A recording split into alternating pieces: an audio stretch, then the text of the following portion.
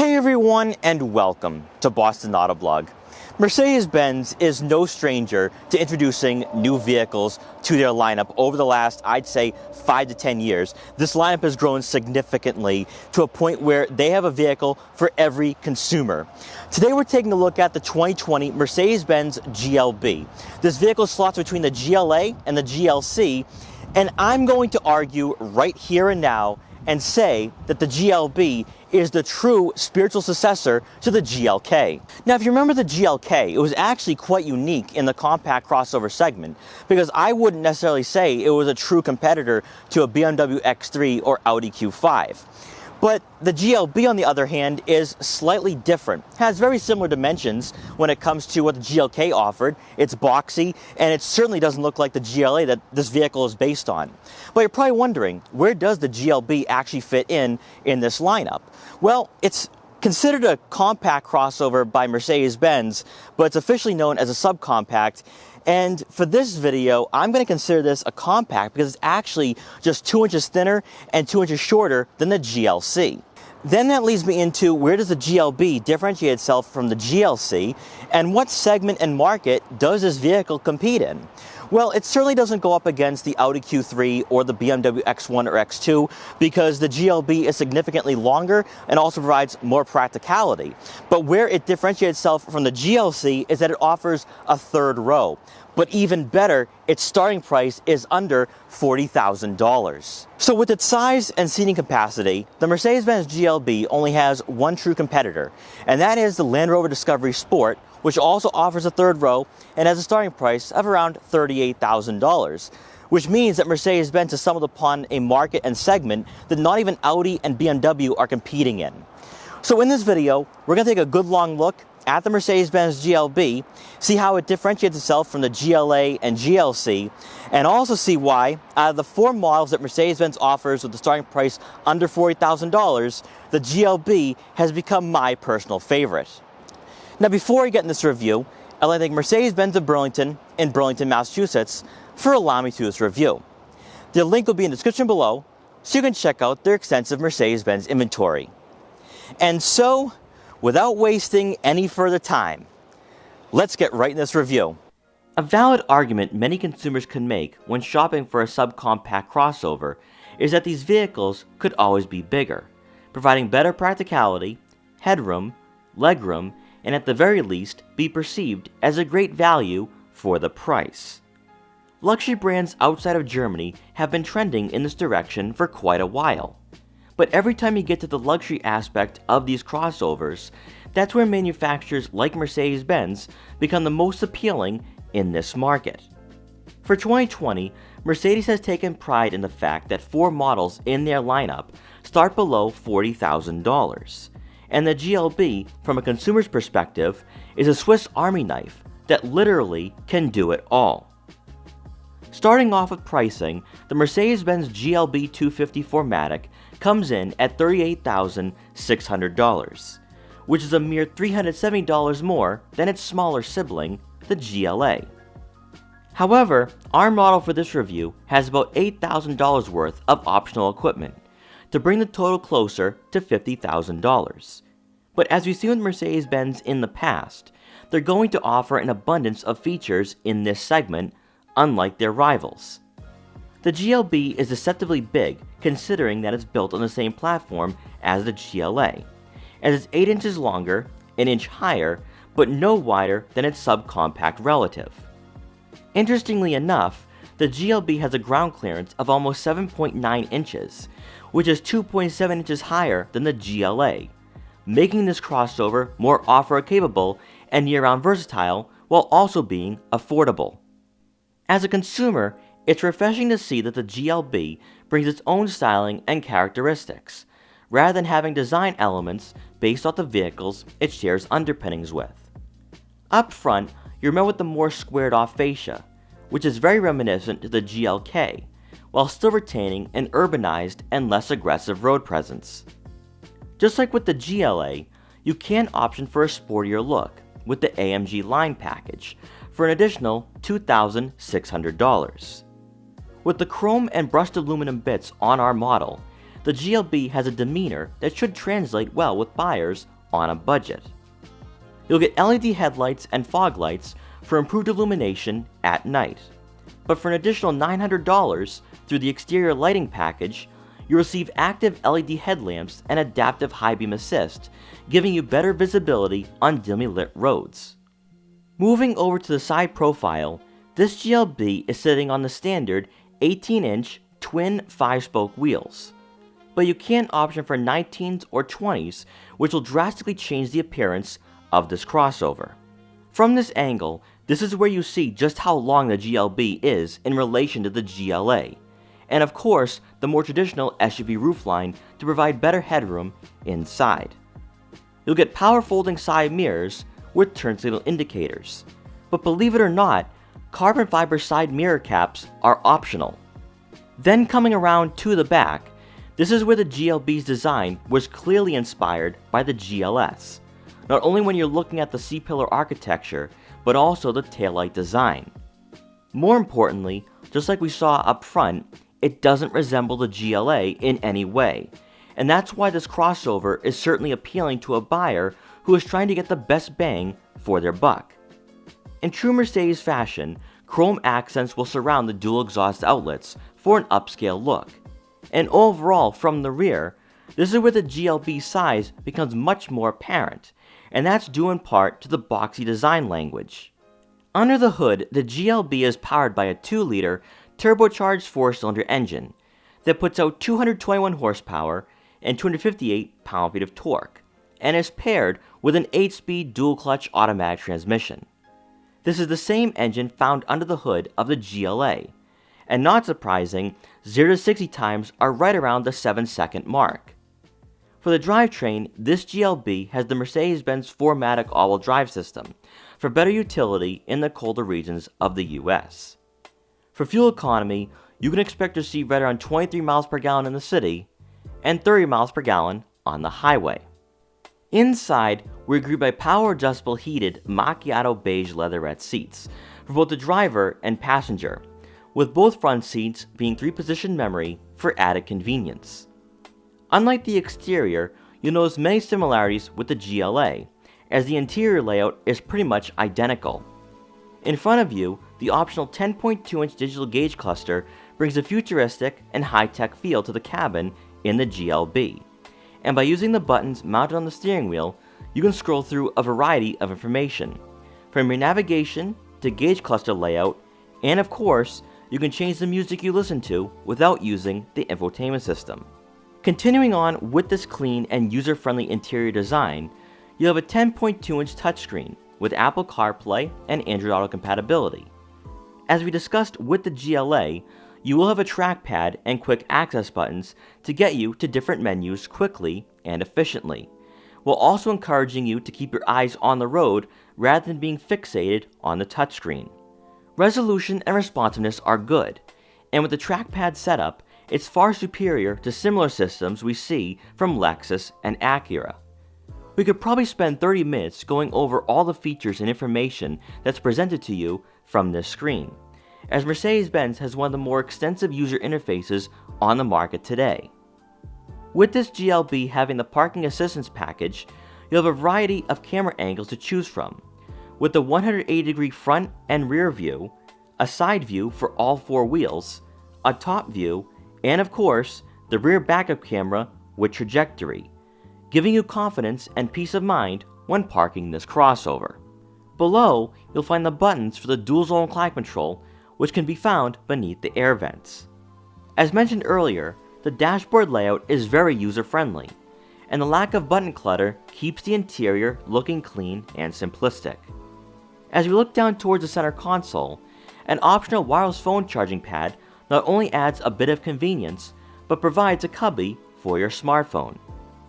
Getting back to that trackpad, a volume knob will be found on the right, and your drive mode selector on the left, for a driver-centric layout as all buttons are within arm's reach. For the center storage compartment, you'll find plenty of room for small items, to go along with 2 USB-C inputs. And rounding out the front seating area, a dual-pane sunroof will let in a lot of natural light to the interior. Now for passengers in the back, I promise you the GLB is more spacious than this. It is not this compact. I just want to demonstrate that the second row seats are adjustable. Now I have plenty of legroom to work with here, and it's very encouraging to see that someone around maybe 5'10" could sit up in front of me, and me at 5'5" wouldn't be cramped at all. Also, when it comes to headroom, you have an additional inch to an inch and a half more headroom to work with. So if you're on the fence about whether to go with a GLA or GLB, I'd say go with the GLB, but it's not just the headroom that I say that. When it comes to the center seat, you could most certainly fit a third person back here for sure.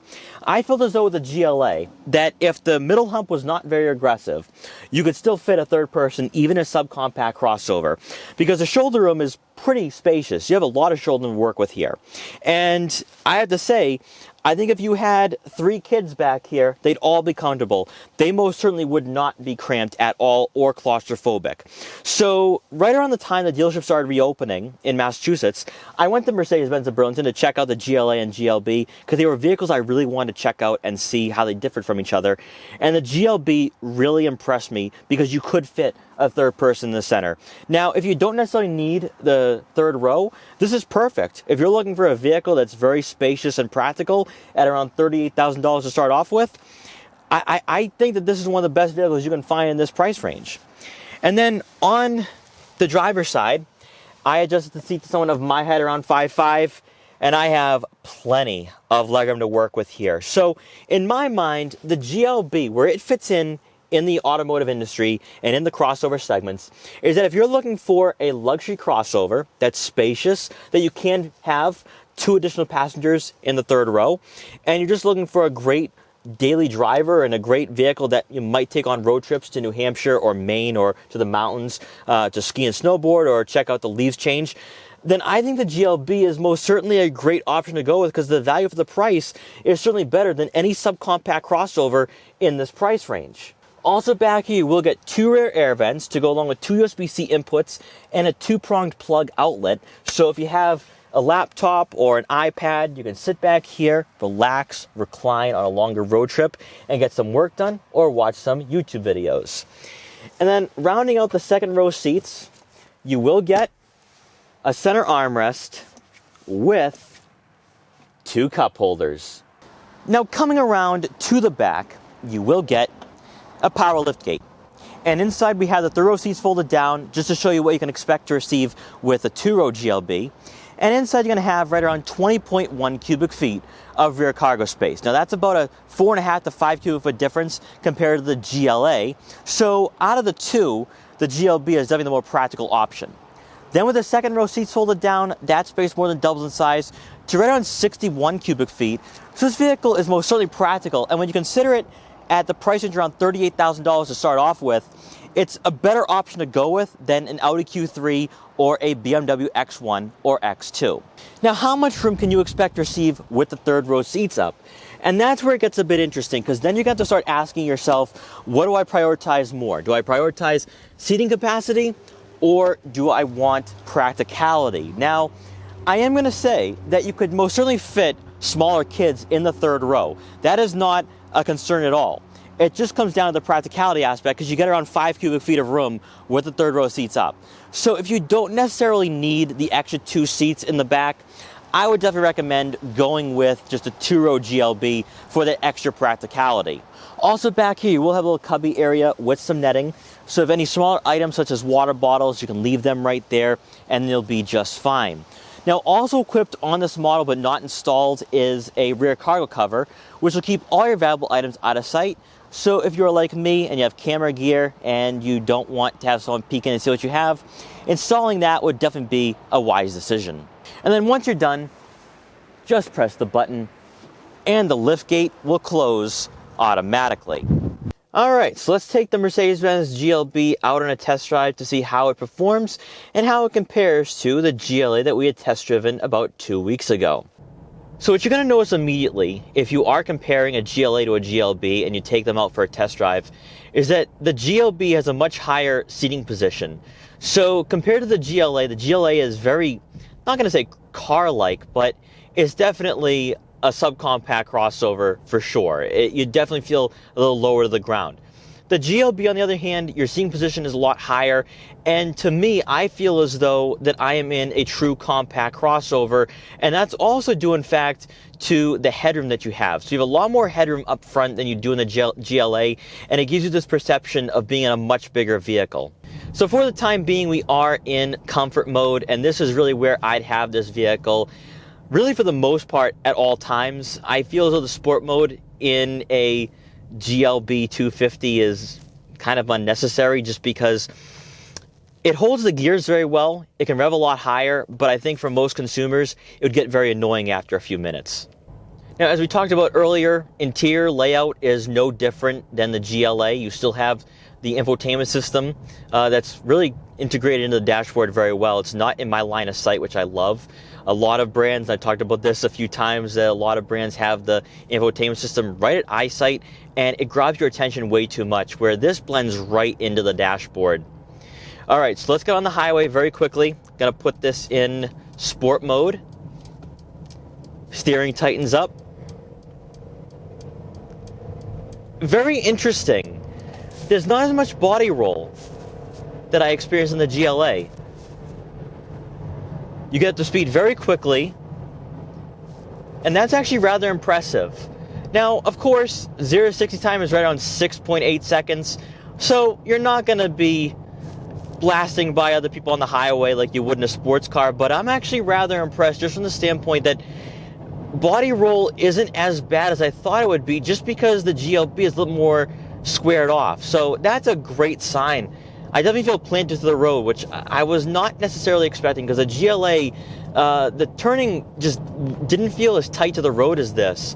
Yeah, the tighter the corner, you start feeling the body roll to a certain degree, and I just don't feel as comfortable going into the corners as fast as I would like in a sports car, but it just feels pretty planted for what it is. Personally, I would like to see a GLB 35 arrive sometime soon, because I think that'd be a pretty good package. You have the practicality, you have the interior room, you have the cargo space.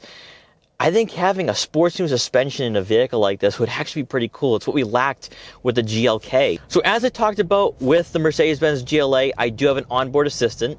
So, hey Mercedes, how may I help you? Turn on my heated seats.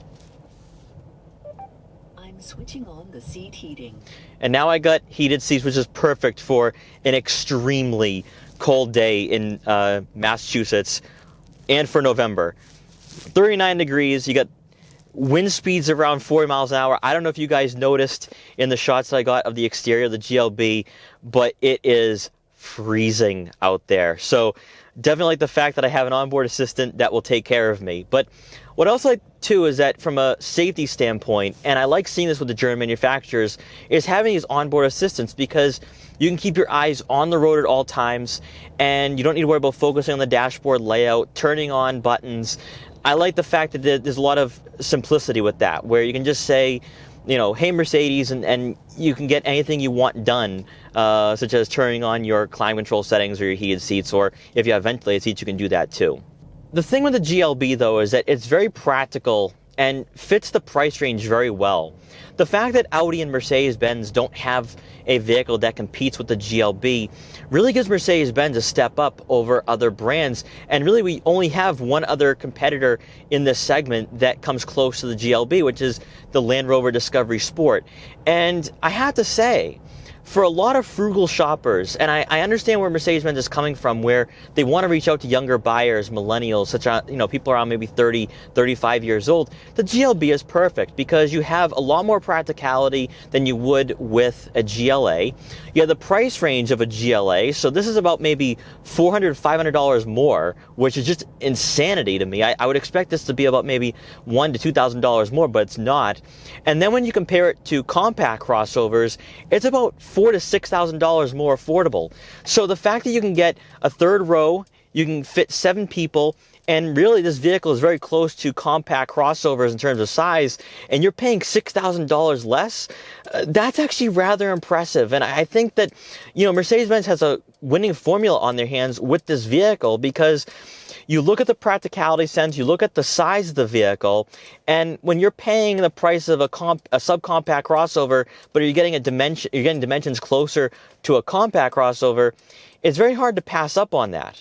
But overall, the reason why the Mercedes Benz GLB has become one of my favorite vehicles under $40,000 for Mercedes Benz is because it really is a jack of all trades. It's a vehicle that, for the price, you're getting the possibility of 3 rows. You get really good practicality with 20.1 cubic feet of rear cargo space, 62 cubic feet with the rear seats folded down. And also you have some headroom and some legroom. So to me, at $36,000 with the front wheel drive system and then $38,000 with the 4MATIC all-wheel drive, I just think that what you're getting is quite a lot. I really do. I see where Mercedes-Benz is coming from with their 4 vehicles and why they're so prideful of what they're offering. Because with the A-Class and the CLA, I think that those are 2 great cars that will draw in a younger audience, a younger consumer base. And then the GLA, of course, people love their crossovers, so it's a great subcompact crossover with a good amount of practicality and legroom. And then the GLB comes in with something that's even better. I think it's just a great car that you want to take out on a daily basis, but also to me, it's a great family car. It's a family vehicle. So if you want to have something a little more luxurious and you're not looking to buy maybe the top of the line, Ford Escape or, any other 3-row crossover that's made from Honda or Toyota, Mercedes-Benz has you covered at around $40,000 if you don't want to go with some optional equipment. And I have to say, you don't necessarily need to spend $50,000 for a well-equipped GLB. I think 43, 44 is its sweet spot, and this one we have is 48,000, so it has a few extra features. But I just think that at the end of the day, if you're looking for something a little more practical than a subcompact crossover that leans more towards a compact crossover, but you want to save $6,000 compared to a GLC or maybe even a BMW X3 or Audi Q5, then I'd say go with the Mercedes-Benz GLB because I think you're going to be very impressed with what you have. I just think that it's a Swiss Army knife in this segment, and we just don't see a lot of brands really offer a vehicle like this. So it's in a league of its own, it's very unique, and I would highly recommend taking this vehicle out on a test drive because I think it would definitely give you some pause as to whether you're going to go with a subcompact crossover or maybe lean a little bit more towards a compact crossover. So at the end of the day, I think what we can conclude here is that the Mercedes-Benz GLB really is a great value for the price. And really, outside of the Land Rover Discovery Sport, there is no vehicle out there that is going to compete and compare to a Mercedes-Benz GLB. Now, where I really think that this vehicle has a lot of value is the fact that it's around $4,000 to $6,000 more affordable than a compact crossover. Because you have that subcompact-like styling where you don't have as much shoulder room and you really don't necessarily need it. I think this vehicle has enough shoulder room, especially for more of an average size adult. But also, you can fit 3 people in the back, which you can't do with a subcompact crossover. It's more practical than a subcompact crossover. And of course, you have more headroom. So when you look at what you have on paper, what this vehicle offers, it's better than an Audi Q3, better than a BMW X1 or X2. And I think some people would argue, what about a Lexus NX? Well, the Lexus NX is limited to 2 rows, whereas the Mercedes-Benz GLB, you can throw in a 3-row. I just think that Mercedes-Benz, what they've done here is that they've opened up a can of worms where I think you could definitely see more brands hopping into this market where I think there's a lot of frugal shoppers out there. They want luxury. They want the Mercedes-Benz badge. They want German refinement. And I think that they'd be willing to spend a little extra than going with a Honda or Toyota or, Ford or GM product. I think they're willing to do that. And when you give them a price range around $38,000 to start out with 4MATIC all-wheel drive, and you can go up to $50,000, it just makes this vehicle very appealing and very enticing. And I would definitely recommend taking this vehicle out for a test drive, compare it to a GLA, compare it to a GLC. But I think if you're leaning more towards a GLA, the GLB, in my opinion, is the better option to go with. So guys, thank you so much for watching this video. Please like, comment, share, and subscribe for more. And I'll see you guys next time.